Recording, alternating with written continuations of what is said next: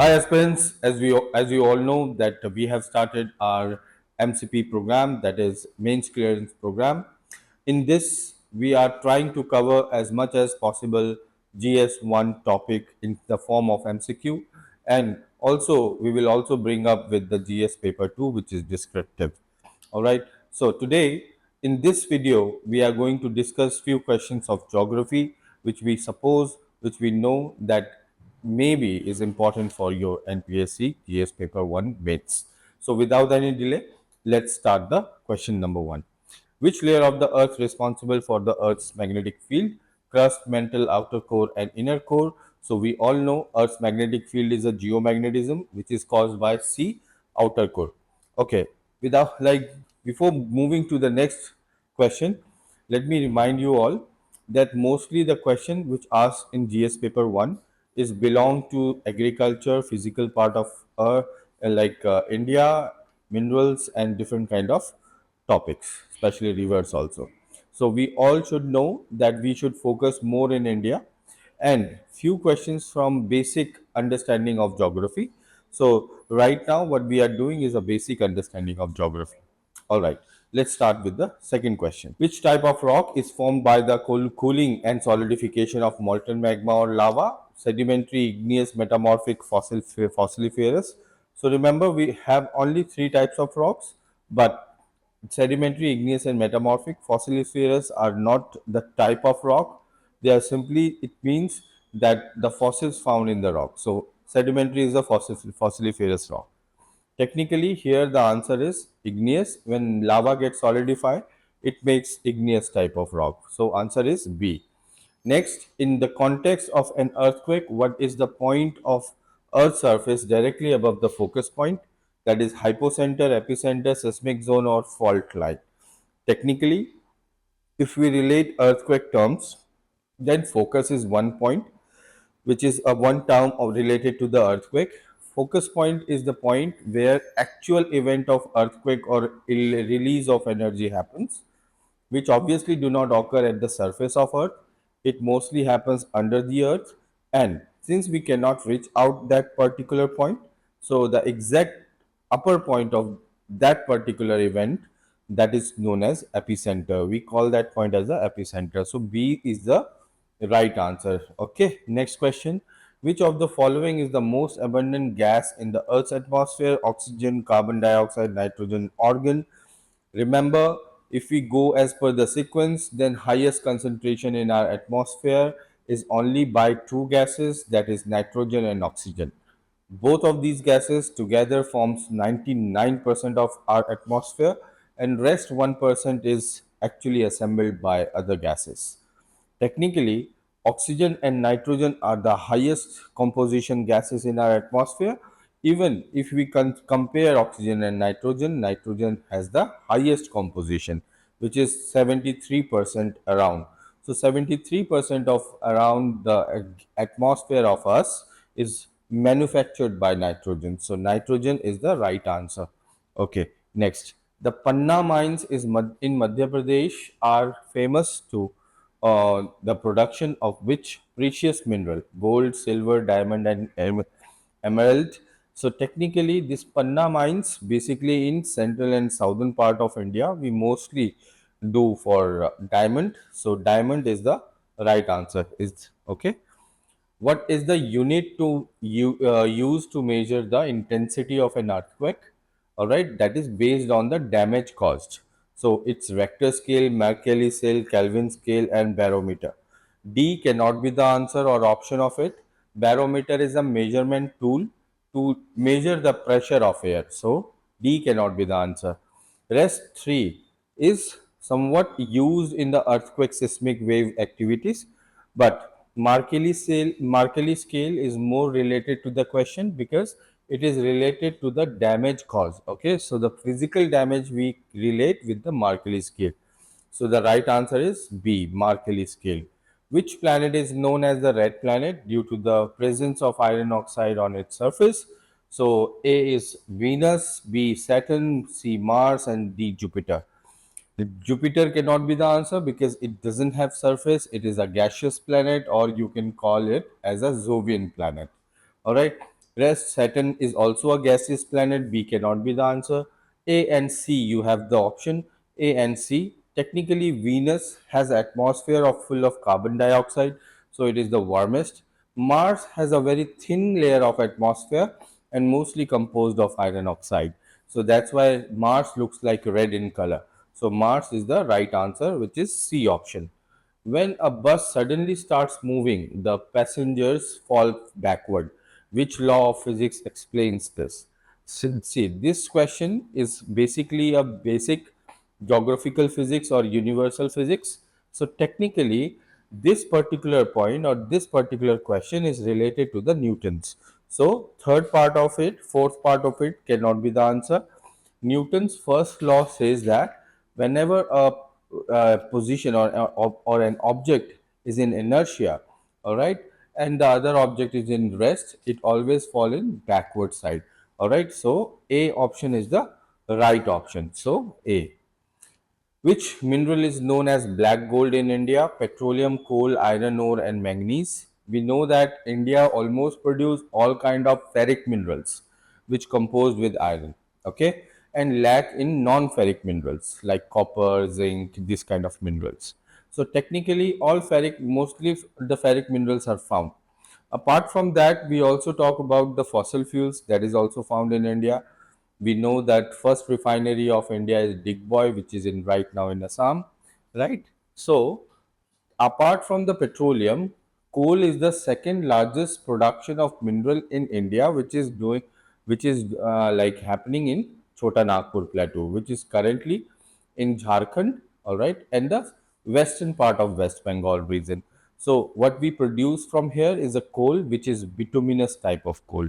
Okay, so B is the right answer. We also consider it as a black gold. Okay, which atmosphere layer is responsible for reflecting radio wave back to Earth, enabling wireless communication?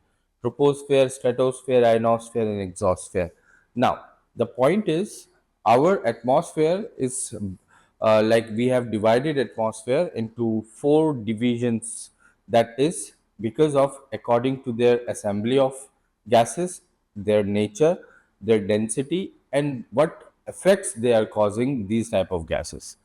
Technically, the bottom part of the atmosphere is troposphere, above it stratosphere, above that mesosphere, and above that ionosphere and exosphere. If you cross exosphere, you will reach space. Now, ionosphere is the layer where most of the ionically charged gases are found. Radioactive ions are found. So, they it just increase at the frequency of radio wave signals. We know that these are low wave signals or low frequency signals. Okay, so it simply causes the transportation of it more better. So, ionosphere is the right answer, C, since it is charged. Consider the following statements regarding the origin of Himalayas. Himalayas are classified as young fold mountains formed during the Cenozoic era. Yes, that's correct. Cenozoic era is still going on. The Tethys Sea sediments form a core of the Greater Himalaya. Which of the following given above is are correct? One only, two only, both one and two, and D. That means in this particular two statements, both statements are almost correct because Himalayas formed during Cenozoic era to be very particular in tertiary period, which is again known as in the Miocene epoch. Okay, which is hardly around 65 million years back if the origin of Himalaya we count. Before Himalayas, Tethys Sea was existing between India and Asia, and as India was moving ahead towards the Asia, the inner part of Tethys Sea got folded and created Himalaya. So the right answer is A. So technically, here sediments form core of Greater Himalaya. That is not correct. So option is 1. Okay. With reference to Himalayan ranges, consider the following pairs: range dominant rock type, Greater Himalaya granite and gneisses, Lesser Himalaya sedimentary rocks, Shivalik unconsolidated sediments. How many of the above pairs are correctly matched? Remember, these are the features of Himalaya which we know. Greater Himalayas mostly composed of granite and gneisses, that's correct. Lesser Himalayas are generally sedimentary rocks and shivalik consolidated sediments. Shivalik type is correct, so particularly the answer is C. So consider the following rivers: Indus, Satluj, Brahmaputra, Ganga. Which of the following above are the antecedent rivers of the Himalaya?